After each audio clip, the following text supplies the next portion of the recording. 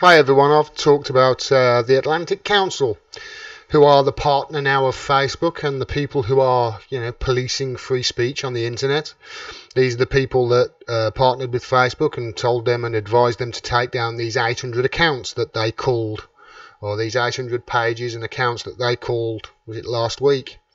Accounts that basically, any accounts that were anti-establishment or critical of the US, UK government or the police state in America.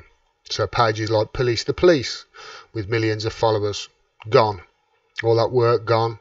Anti-media, gone. Free Thought Project, gone. 800 of them. And accounts. There was one RT reporter that they just deleted their account. Without warning, without explanation, just deleted it. And I say without explanation, they said something like inauthentic behaviour or spam, which is hilarious because BuzzFeed is still up. But the Atlantic Council partnered with Facebook, and Facebook is facing a backlash at the moment. And I wouldn't be surprised if Facebook dies a death very, very soon, within a few years. I really wouldn't. Certainly in the West anyway, because people do not like their free speech rights being infringed upon. This is the latest though, breaking. Twitter just published the full data set of tweets from the Russian and Iranian troll farm. So first of all, Twitter also banned some accounts the other week, but this is the first time we've actually got proof that Twitter have actually been dealing with DFRLabs, which is digital forensic research labs, which are affiliated. They're sort of the online forensics people associated with Atlantic Council. It's basically just a geezer, Ben Nimmo. They're funded by a horrible all the bad people you could possibly think of are funding the Atlantic Council and aligned with them. I'll get to that in a second. But first of all, that first line there, Twitter just published the full data set of tweets from the Russian and Iranian troll farms. Right, okay. These aren't troll farms. Right? I refuse to believe that. Refuse to believe it. These aren't troll farms. If I bet it would take me 2 seconds to figure out that it's not troll farms, it's just people who have said stuff about the West in Iran, something critical about Trump, or something pro-Trump and anti-Hillary. So they're just people, for the most part. They're going to be people who have made these 10 million tweets, and calling them troll farms is just dehumanizing them, is what it is. That sentence in itself, and all the headlines you see, there was one on the BBC about troll farms, all the headlines, they're all perfect examples of propaganda, demonizing and dehumanizing actual people, and demonizing and dehumanizing people who are in those countries, in Russia and in Iran, trying to sow discord and sow discontent in the public, put that thing in their brain. Russians and Iranians are trolls. 9 million Russian tweets, he says, 1 million Iranian tweets, hashtag motherload, and then there's the line that's highlighted. This was Caitlin Johnson, the excellent Caitlin Johnson, who tweeted this out. By the way, Caitlin Johnson, just thought I'd put this in there. She's my favourite writer. I've mentioned her many times on this channel. She's my favourite writer. I think she's great, and I think everybody should be reading her stuff at least once a week. I hadn't seen a tweet from her for quite some time the other day, and I figured out that somehow she was muted in my settings. I'd never muted her. She's my favourite writer, but somehow she ended up in my mute list. Couldn't see any tweets from her at all. I told her about it. It's not the first time it's happened. It's happened with other people that have had her muted as well on Twitter. This is some of the nefarious things that they are doing to stop you seeing, anybody who is critical of Western governments. So my advice to you is, every now and then on Twitter, every couple of days, just check your settings, check who's blocked and who's muted, because I've got a feeling that something nefarious is going on. So this is Ben Nimmo talking about these 10 million tweets from apparent troll farms. They're not troll farms. I would say the majority of those tweets are from real people. Let me just show you one of them. Actually, I've got one of them loaded up here. There you go. That's it. Thank you, POTUS, for believing us like we believed in you, MAGA. How many Trump supporters the media tells you there are, and how many Trump supporters there actually are, showing you a picture of an iceberg. I saw that plenty of times on Facebook during 2016. It was quite a popular meme. So they're basically saying that memes are sowing discord. It's absolutely ridiculous. It really is. So this is who controls Facebook. This is who now. This is who funds the Atlantic Council, and this is who is controlling free speech on the internet. Here you go. It's not just DFRLabs there. Look at that. A snippet of who funds the Atlantic Council, its organisation Bellingcat, and therefore Elliot Higgins and Ben Nimmo is on DFRLabs. Elliot Higgins is the guy at Bellingcat. I'm doing a video. I promised everybody a video that will be coming this weekend. I've just got to finish it up today. If I can get these videos done early enough today, I'll get that done the weekend. I might even take advantage of the new Premiere thing on YouTube. But you can see there, this is who funds the Atlantic Council there. First one, top left, American Israel Public Affairs Committee. If that doesn't sound alarm bells, just that one right now, I don't know what to tell you. Don't know what to tell you. You know, this is why they're taking down Palestinian accounts that are critical of Israel, just deleting them on Facebook, no problem, at the behest of the Israeli lobby. You can see Bank of America, Bank of New York, Bloomberg, BP, the European Union, Foreign and Commonwealth Office of the UK. Oh, what a surprise! Inter-American Development Bank, JP Morgan, Lockheed Martin, NATO, Northrop Grumman, Open Society Initiative for Europe, FITSA, Raytheon. These are who fund the people now who are the purveyors of free speech on Facebook. These are the people that hold the keys to whether you're allowed to post what you want on Facebook or not. People who are aligned with FITSA, with Big Pharma, with Raytheon, with the military industrial complex, with the Rockefeller brothers, Boeing, the Dow Chemical Company, 21st Century Fox, Ukrainian World Congress, and then a whole host of American military organisations, the Army, the Air Force, the Marine Corps, the Navy, the Department of State, the Chamber of Commerce. That's just a little selection. These are the people that fund and donate to the Atlantic Council, and the Atlantic Council are the people who are telling Facebook what's a troll and what's not a troll, and what's allowed and what's not allowed. Do you see now why people like me came out in defence, or rather came out and started shouting, don't demonise and cheer on the censoring of Alex Jones? You are opening the door to a whole world of shit. But they're private companies, they can do what they want. Yeah, you're happy now. You're happy now. Now the Free Thought Project and Anti-Media and Police the Police has gone from Facebook in that cull the other week.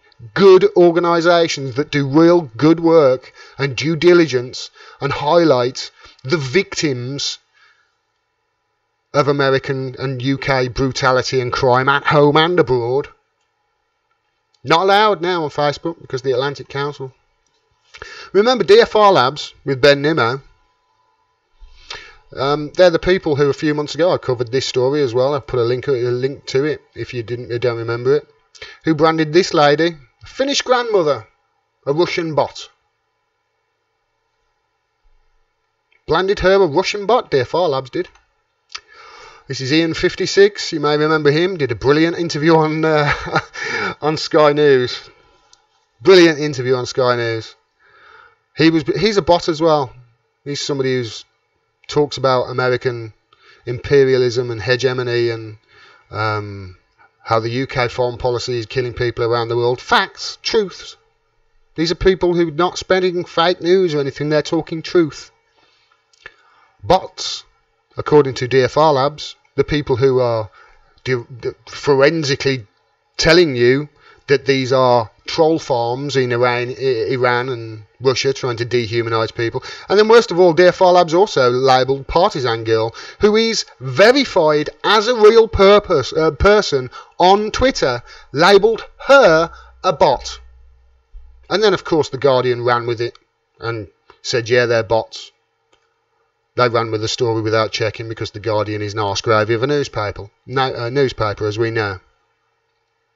And now it looks like, as Ben Nimmo says there,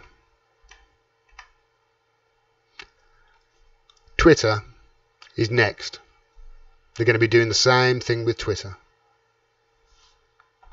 It's absolutely amazing that, you know, people just didn't think that this was going to happen. People refused. They thought that people like me were being terrible and sticking up for Alex Jones. It wasn't about sticking up for Alex Jones.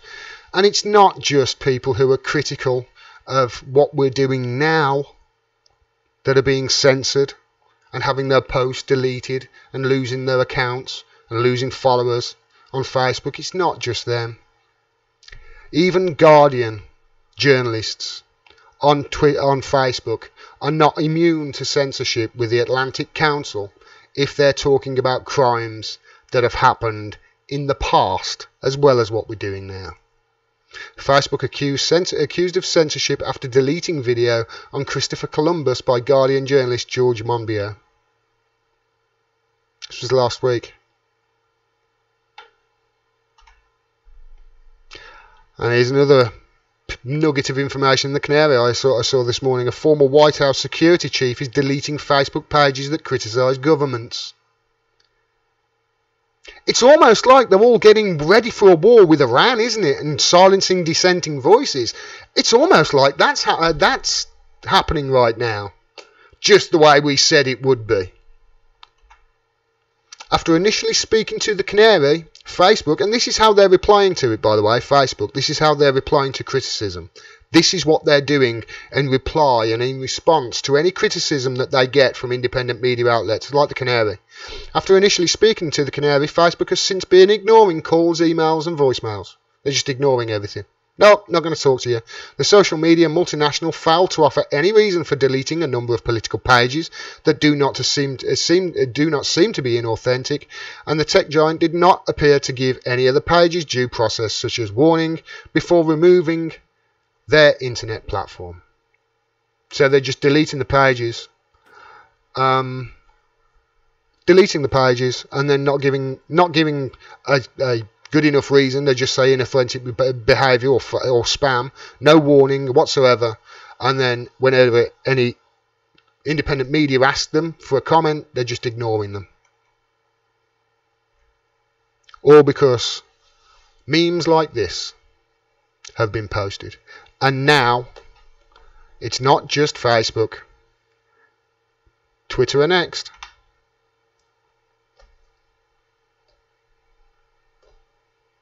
They're going to be gone in a few years if they carry on. But by then, so's Iran. Iran's going to be gone by then. They'll have done the job, the Atlantic Council. You know that this is where it's going. You know that they are doing this in preparation for the war in Iran. You know. It's absolutely blatantly obvious to people like me who have been watching this unfold over the last 2 years.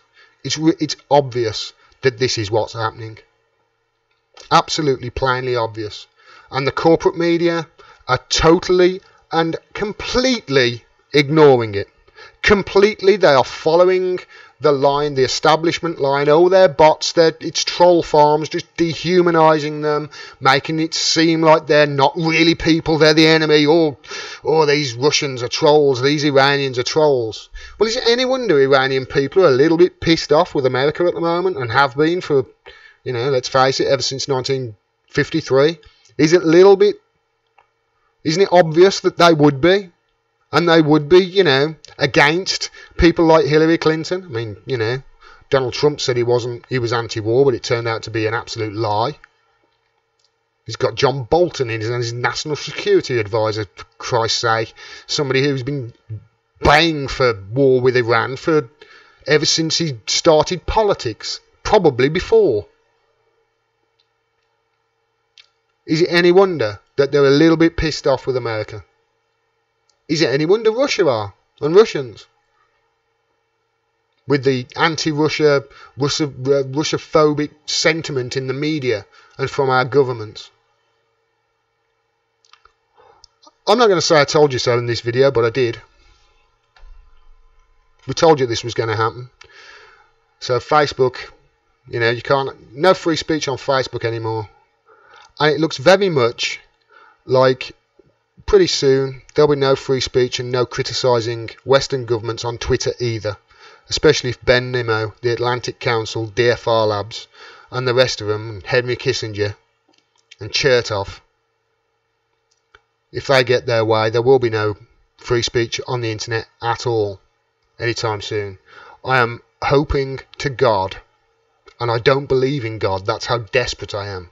I am hoping to God that some genius comes along and some platform is launched as soon as possible that everybody just floods to. But I've got a feeling that far too many people have got their heads up their ass, let's face it. It's not in the sand, it's up their ass. Especially in some liberal media outlets. You know what I'm talking about here. Who have been cheering on this censorship of Alex Jones. And now, what we said at the time, we are not supporting Alex Jones. What we're doing is defending free speech. Because they're going to come after us next. No, it won't happen, they said. And how long? 6 weeks later? It's all happening very quickly.